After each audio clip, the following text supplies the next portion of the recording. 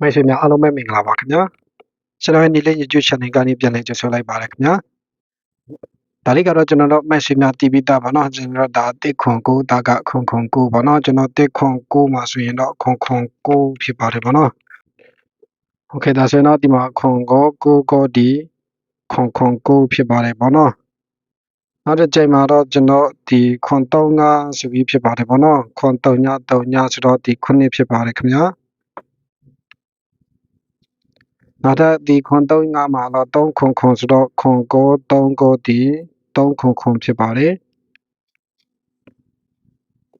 နောက်တစ်ချိန်မှာ3တည်ပေါ့နော်8 9လေးဆိုတော့ဒီ9ဖြစ်ပါတယ်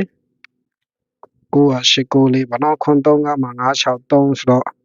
3ရယ်5ရယ်ပေါ့နော်5ရယ်3ရယ်ဖြစ်ပါတယ်9 6 3နောက်တစ်ချိန်မှာကျတော့ကျွန်တော်တစ်ခွန်9ဆိုပြီးဖြစ်ပါတယ်ခင်ဗျာ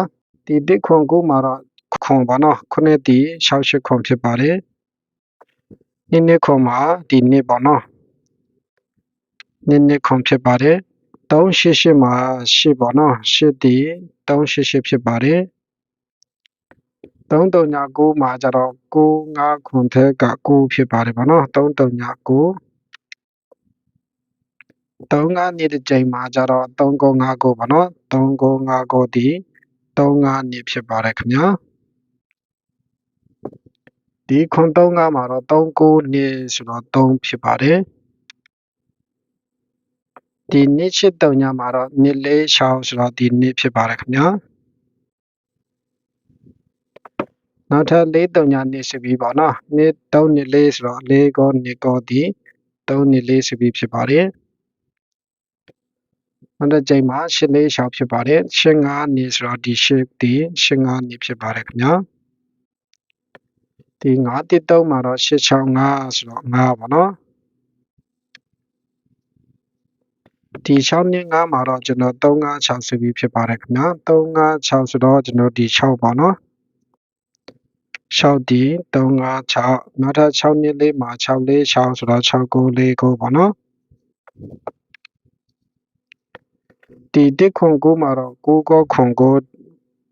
ခွန်8ဆိုပြီးဖြစ်ပါတယ်ခင်ဗျာโอเคဒါဆိုရင်တော့ကျွန်တော်ဒါလေးလေ့လာတော့မယ်ပါနော်ဒါသူ့ရဲ့ရှိမှလေးရှိသေးတယ်ခင်ဗျာဆိုတော့ကျွန်တော်ဒီမှာ9 5ခွန်ဆိုပြီးရတယ်ပါနော်6 9 6ဆိုတော့9ဒီ6 9 6ဆိုပြီးဖြစ်ပါတယ်ဒီနှစ်8တုံညာမှာ8 9 8ဆိုတော့ဒီ8ဒီ8 9 8ဖြစ်ပါတယ်နောက်ထပ်9 5ခွန်မှာတော့1 4 5ဆိုတော့ဒီ9ဒီ1 4 5ဖြစ်ပါတယ်ခင်ဗျာဒီ9 5ခွန်မှာတော့2 5နေဆိုတော့5ပေါ့နော်5ဒီ2 5နေဖြစ်ပါတယ်3 9 1မှာတော့8 9 5ဆိုတော့ဒီ9ပဲပေါ့နော်8 9 5ဖြစ်ပါတယ်ခွန်3 5မှာတော့ခွန်3 6ဒီ9ဖြစ်ပါတယ်ခင်ဗျာနောက်တစ်ချိန်မှာတော့6နှစ်4ဖြစ်ပါတယ်6နှစ်4မှာတော့9ခွန်နှစ်ဆိုတော့ဒီနှစ်ပေါ့နော်နှစ်ဒီ9ခွန်နှစ်ဖြစ်ပါတယ်3 9မှာ6နှစ်9ပေါ့နော်နောက်တစ်ခုကျွန်တော်8လေးဆိုပြီးဖြစ်ပါတယ်ပေါ့နော်အဲ့ဒီ8လေး6မှာကျတော့963ဆိုပြီးတော့6က963ဆိုပြီးဖြစ်ပါတယ်โอเคဒီဟာလေးကိုကျွန်တော်မရှိများလေ့လာလို့ရအောင်ကျွန်တော်ပြန်လည်မြောက်တော့မှာဖြစ်ပါတယ်ပေါ့နော်ဒါတော့ကျွန်တော်တူနေတာတစ်ခုရှိတဲ့အတွက်ကြောင့်မို့ပြန်လည်မြောက်ပြီးရှင်းတာဖြစ်ပါတယ်ခင်ဗျာโอเคဒါဆိုရင်ကျွန်တော်ဒီလိုဆက်ပြီးတော့လေ့လာတော့မယ်ပေါ့နော်โอเคကျွန်တော်ဒီ8ခွန်8 9ခွန်နဲ့မှာဒီ8ခွန်9ကိုပေါ့နော်9ကို2ကြိမ်ပေါင်းတာဖြစ်ပါတယ်ခင်ဗျာအဲဒါကြောင့်မဒီအောက်က9ကိုလည်း2ကြိမ်ပေါင်းမယ်သူရဲ့အောက်တဲ့ဒီ၄မှာလည်း2ကြိမ်ပေါင်းမယ်ပေါ့နော်ပြီးတော့ဒီ8ကို9နဲ့ပေါင်းတာပေါ့နော်9ကြိမ်ပေါင်းတာကိုကျွန်တော်9နဲ့မြောက်လိုက်တာဖြစ်ပါတယ်ဒီတုံညကိုလည်း9ကြိမ်ဖြစ်သွားမယ်ပေါ့နော်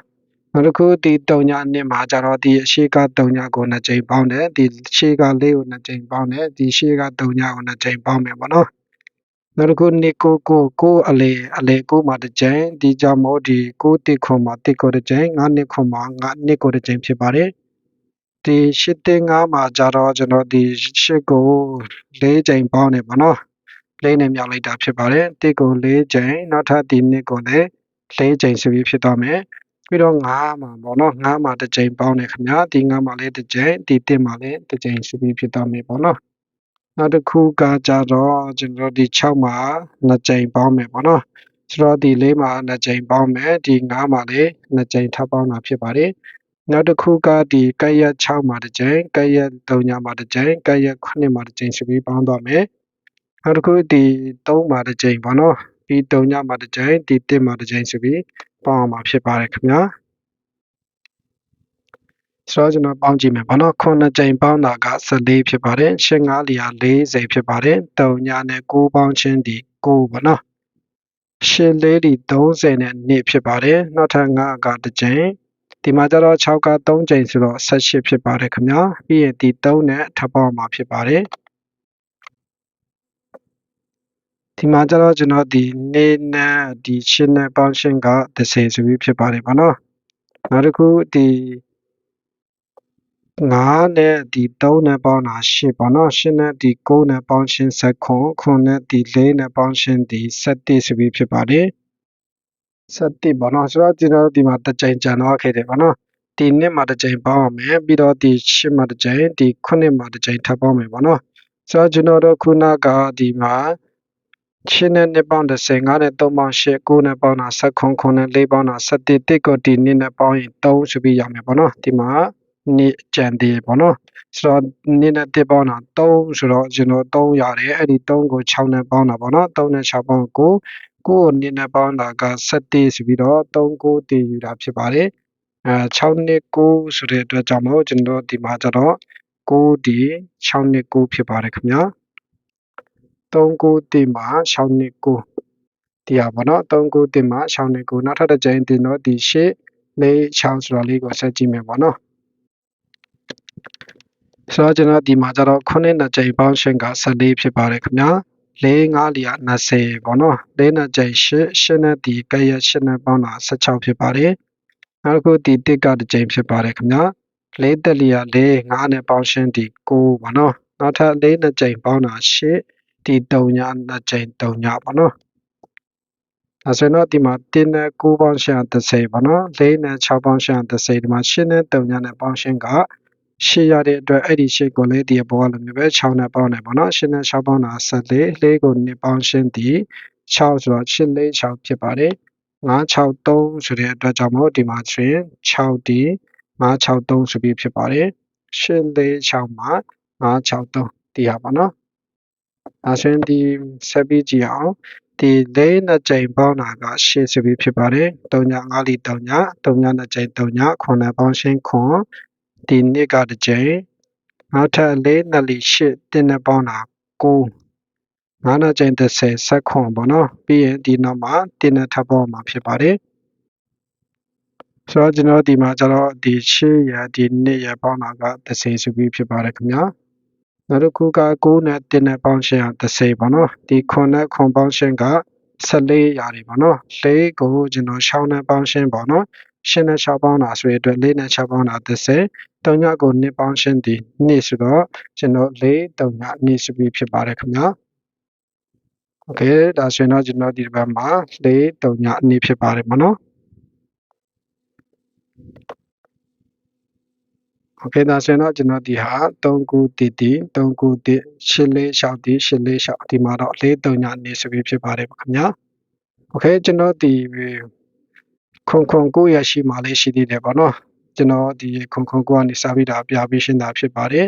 ဆိုတော့ကျွန်တော်ဒီမှာတော့ကျွန်တော်4 3ညနေဆိုပြီးရနေတာဖြစ်ပါတယ်ပေါ့နော်အဲ့ဒီ4 3ညနေကကျွန်တော်ဒီရှိရမှာလေးရှိတယ်ပေါ့နော်ဒါလေးကိုဆက်ကြည့်အောင်လားခဲဒီဟာလေးပေါ့နော်ကျွန်တော်ဒီ95ဒီ99 3ည3ည9ခွန်9ခွန်ကနေတကြိမ်ရှင်းတောက်လျှောက်ပေါ့နော်ဒီမှာတောက်လျှောက်ဖြစ်ပါတယ်ဒီဘက်တက်မှာတောက်လျှောက်ပြီးတော့ကျွန်တော်ဒီဘက်တက်မှာဆိုရင်လည်းတောက်လျှောက်ပေါ့နော်ပြီးတော့ဒီဘက်တက်မှာလည်းတောက်လျှောက်ဖြစ်ပါတယ်ကျွန်တော်ပြီးခရစ်ဘက်မှာသူက913ဆိုပြီးဖြစ်ပါတယ်ပေါ့နော်ဒီမှာ913ဆိုပြီးဖြစ်ပါတယ်913မှာ963ဒီဟာပေါ့နော်ဒီမှာကျတော့846 913နဲ့846နဲ့မှာ